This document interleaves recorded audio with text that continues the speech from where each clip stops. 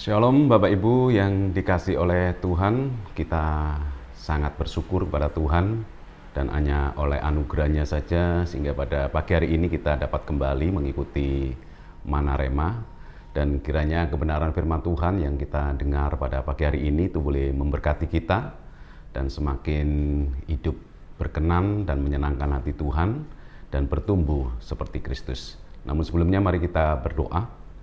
Tuhan, kami ucap syukur dan terima kasih untuk anugerah dan kebaikan Tuhan, sehingga pada hari ini ya Tuhan kami boleh diberikan kesempatan untuk mendengarkan kebenaran firman-Mu, dan kiranya kebenaran firman-Mu boleh menjadi berkat dalam hidup kami, mengubah perilaku dan hidup kami ya Tuhan, sehingga kami boleh senantiasa menyenangkan hati Tuhan. Roh Kudus memberikan pencerahan kepada kami, sehingga kami boleh dimengertikan oleh kebenaran firman-Mu. Terima kasih ya Tuhan, hanya di dalam nama Tuhan Yesus Kristus kami sudah berdoa dan mengucap syukur. Haleluya. Amin. Bapak Ibu yang dikasih oleh Tuhan, pada pagi hari ini kita akan mendengarkan kebenaran firman Tuhan yang saya beri judul Di Mana Hatimu. Bapak Ibu yang dikasih oleh Tuhan, dalam salah satu bagian khotbah yang disampaikan di atas bukit, Tuhan Yesus mengingatkan kepada para pendengarnya yang tertulis di dalam Injil Matius 6 ayat 19 sampai 21. Dikatakan demikian, janganlah kamu mengumpulkan harta di bumi ngengat dan karat merusakkannya dan pencuri membongkar serta mencurinya. Tetapi kumpulkanlah bagimu harta di surga ngengat dan karat tidak merusakkannya dan pencuri tidak membongkar serta mencurinya. Karena di mana hartamu berada, di situ juga hatimu berada. Bapak Ibu yang dikasih oleh Tuhan, dalam teks firman Tuhan yang sudah kita baca dan kita dengar bersama-sama, kita menjumpai dua tempat mengumpulkan harta. Yang pertama di bumi yang sifatnya sementara, ngengat dan karat merusakkannya dan pencuri membongkar serta mencurinya. Dan yang kedua di surga yang sifatnya kekal, ngengat dan karat tidak merusakkannya dan pencuri tidak membongkar serta mencurinya. Harta di sini itu berbicara sesuatu yang berharga dan bernilai, di mana kita bersedia memberikan waktu, pikiran, tenaga, bahkan uang kita. Ada beberapa orang yang kita jumpai itu mengatakan bahwa dirinya tidak punya waktu untuk ke gereja, tidak punya waktu untuk baca firman Tuhan, bahkan tidak memiliki waktu untuk berdoa secara pribadi. Masalahnya, orang yang demikian bukan tidak memiliki waktu untuk melakukannya, tetapi karena mereka memandang bahwa ke gereja, membaca firman Tuhan, bahkan berdoa bukan sesuatu yang berharga atau penting bagi orang tersebut. Sehingga orang demikian gagal untuk memberikan waktu perhatiannya karena lebih menghargai yang lain yang bisa menghasilkan satu kenikmatan yang sesaat. Demikian juga setiap keputusan-keputusan yang kita buat dalam kehidupan kita sehari-hari pastinya dipengaruhi seberapa berharga atau bernilainya bagi kita. Dan menjadi pertanyaan yang perlu kita jawab bersama-sama sebagai orang yang sudah percaya dan mengaku bahwa Yesus Kristus adalah Tuhan. Di mana hati kita saat ini? Nah, pastinya ada di mana kita meletakkan harta kita.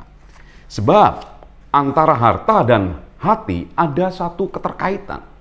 Apa yang kita anggap berharga, hati kita ada di sana. Kita mengejar apa yang kita anggap berharga dan berani bayar harga apa yang kita anggap sangat penting.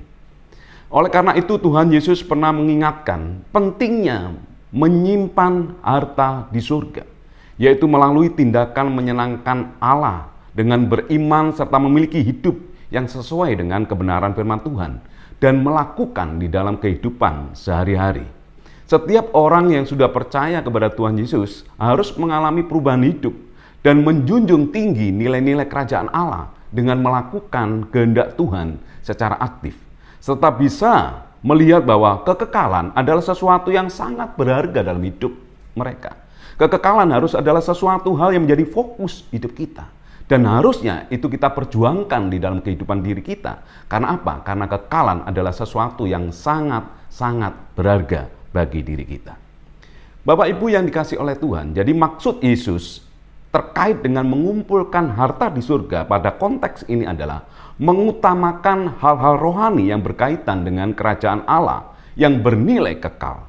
Untuk itu sangat penting bagi kita mengisi hidup kita dengan hal-hal yang bernilai.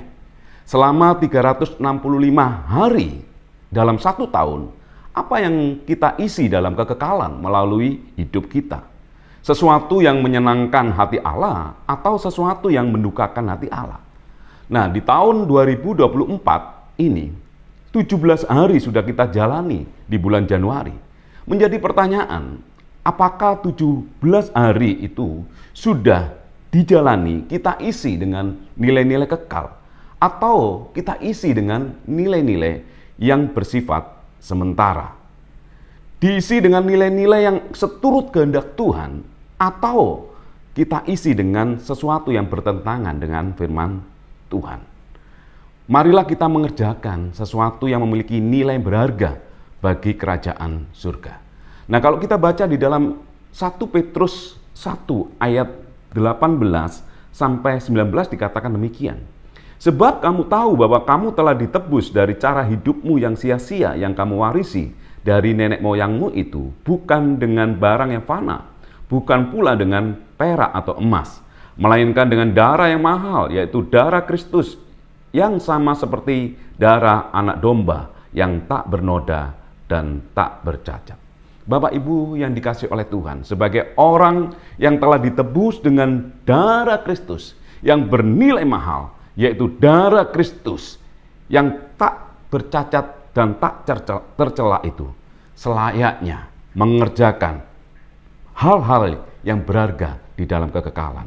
Seharusnya kita memprioritaskan sesuatu yang bernilai, yang berharga, yang bersifat kekal.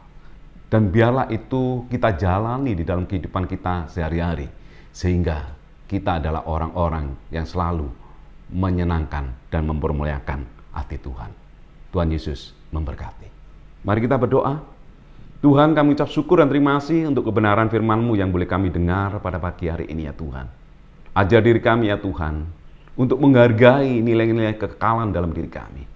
Untuk kami bisa memilih mana hal-hal yang kekal dan mana hal-hal yang bersifat sementara. Mampukan kami ya Tuhan untuk menjalankan dan melakukan kebenaran firman-Mu, sehingga kehidupan kami selalu menyenangkan hati Tuhan. Hidup kami adalah hidup yang berharga, yang telah Engkau tebus dengan darah yang begitu mahal. Dan selayaknya ya Tuhan, untuk kami bisa menghidupi hal-hal yang berharga di dalam kehidupan kami. Sehingga di dalam segala hal, kami senantiasa mempermuliakan dan menyenangkan hati Tuhan.